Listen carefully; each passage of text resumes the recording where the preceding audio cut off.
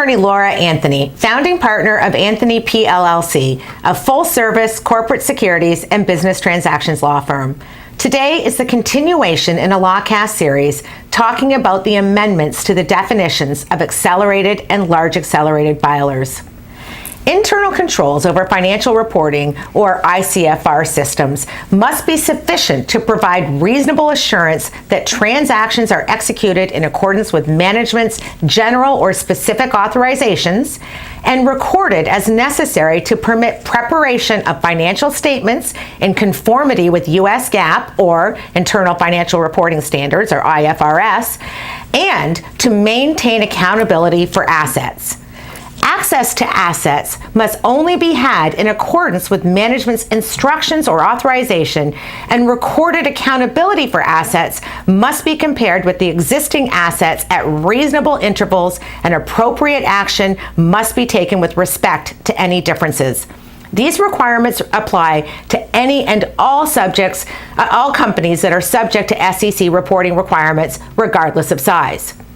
Likewise, all companies subject to the SEC reporting requirements are required to provide CEO and CFO certifications with all Forms 10Q and 10K, certifying that such person is responsible for establishing and maintaining those internal controls over financial reporting, that they've designed those internal controls to ensure material information relating to the company and its subsidiaries is made known to such officers by others within those companies, and have evaluated and reported on the effectiveness of the company's internal controls over financial reporting. Auditors review these internal controls even when companies are not subject to 404B of SOX. Audit risk assessment standards allow an auditor to rely on internal controls to reduce substantive testing in their financial statement audit. A necessary precondition is testing such controls.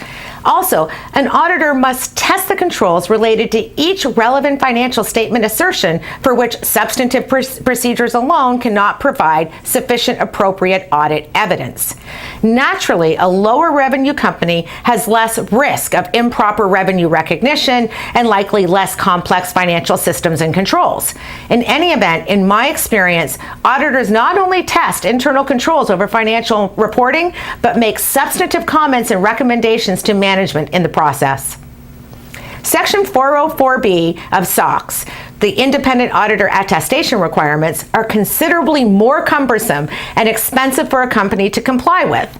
In addition to the company requirement, Section 404B requires the company's independent auditor to effectively audit internal controls over financial reporting and management's assessment on same. The auditor report must contain specific information about this assessment. As all reporting companies are aware, audit costs are significant, and that is no less true for this additional audit layer. In fact, companies generally find Section 404B of SOX the most costly aspect of the SEC reporting requirements.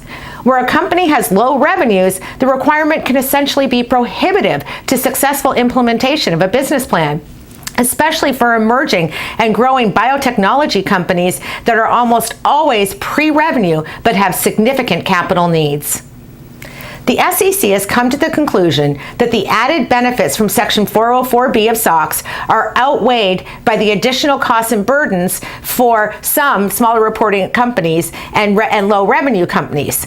I am a strong proponent of the changes of supporting capital that would support capital markets for smaller reporting companies, such that those with less than a 700 million market cap and less than 100 million in revenues will not have to comply with Section 404B. I'm securities attorney Laura Anthony, founding partner of Anthony P. LLC and producer of LawCast. Should you have any questions about today's topic, please visit securitieslawblog.com and lawcast.com or contact me directly. Inquiries of a technical nature are always encouraged.